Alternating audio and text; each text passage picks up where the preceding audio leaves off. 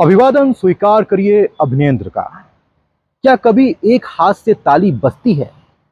नहीं, ताली बजाने के लिए दोनों हाथों की जरूरत होती है, तब जाकर ताली बजती है। और कहावत भी है कि ताली हमेशा दो हाथ से बजती है। ये कहावत इसलिए भी है कि कभी भी घटना जो घटती है उसको एक तरफा नहीं देखा जाना चाहिए।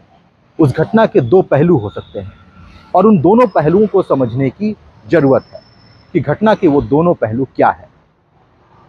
90 के दशक में जब अपराध का दौर अपने चरम पर था और उस समय जब हत्याएं होती थी, उस समय जब गैंगवार होता था, तो वो हत्या और गैंगवार क्या आम जनमानस के साथ होता था कि दो गैंगस्टर यानी दो अपराधी आपस में लड़ते थे? इन कहानियों को भी समझने की जरूरत है। क्या आम जनता का किसी क्रिमिनल या गैंगस्टर से संबंध है, या आम तौर पर बड़ा माफिया या बड़ा गैंगस्टर जिसे कहा जाता है वो आम जनता को नुकसान पहुंचाता था? ऐसा क्यों होता है कि बड़े माफिया को, जिसको माफिया का दर्जा दिया गया हो, उसे लोग कभी कभी गरीबों का मसीहा भी कह देते हैं? ये कहानियां लंबी हैं और इस कहानियों का सार छोटा हो सकता है, लेकिन विस्तार तो आपको देखना ही पड़ेगा। खैर, अब आते हैं अफजाल अंसारी के केस पर। अफजाल अंसारी के केस की सुनवाई 20 तारीख को होने वाली थी, लेकिन नहीं हो सकी। 21 तारीख को हुई और 21 तारीख को एक बड़ी बात कही गई। अफजाल अंसारी के वकील ने कहा कि अफजाल अंसारी को फंसाने के लिए ये फरमान ऊपर से आया था।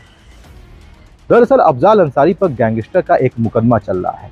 यह मुकदमा कृष्णानंद राय हत्याकांड से जुड़ा हुआ है। कृष्णानंद राय हत्याकांड में अफजाल अंसारी को क्लीन चिट मिल चुकी है, लेकिन उसी मामले में गैंगस्टर का एक मुकदमा लिखा गया। उस मुकदमे में अफजाल अंसारी को सजा भी हुई। उसके बाद अफजाल अंसारी हाई कोर्ट जाते हैं, वहां से जमानत मिलती है। सुप्रीम कोर्ट जाते हैं तो उनकी संसद सदस्यता बहाल होती है, सजा पर रोक लगाई जाती है और सुप्रीम कोर्ट ने हाई कोर्ट से कहा कि 30 जून से तक इस मामले का निस्तारण कर दें और हाई कोर्ट में सुनवाई चल रही है। संजय सिंह की सिंगल बेंच में ये सुनवाई हो रही है।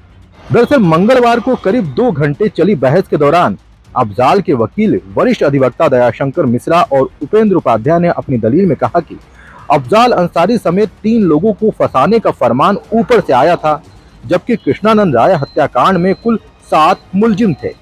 इसमें से अफजाल अंसारी बरी हो चुके थे। बाकी 2 मुख्तार अंसारी और बहनोई एजाजुल हक की मौत हो चुकी है। मामले की सुनवाई न्यायमूर्ति संजय कुमार सिंह की अदालत कर रही है।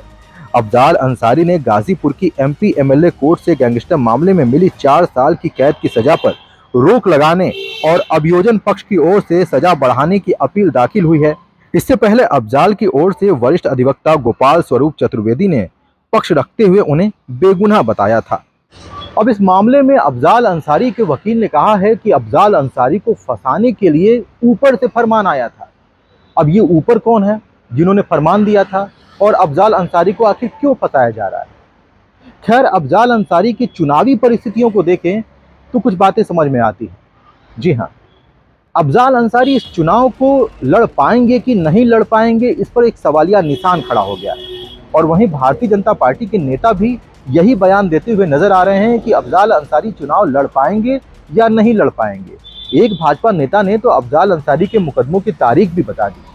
खैर, वो आकलन था या संभावना, ये नहीं कहा जा सकता। इधर दूसरा पेच और फंसा हुआ है। यदि अफजाल अंसारी चुनाव नहीं लड़ पाते हैं तो उस केस में उनकी बेटी नुसरत अंसारी चुनाव लड़ेंगी, लेकिन नुसरत अंसारी का चुनाव चिन्ह साइकिल नहीं होगा। नुसरत अंसारी का चुनाव चिन्ह होगा छड़ी। तो क्या छड़ी पर जो अफजाल अंसारी और नुसरत अंसारी के समर्थक हैं वो वोट दे पाएंगे?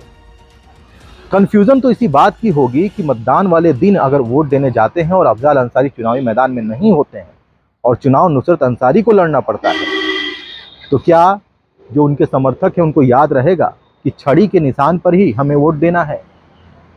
खैर, अब 1 जून को यानी 7वें चरण में गाजीपुर में मतदान होना है और 4 जून को फैसला आना है।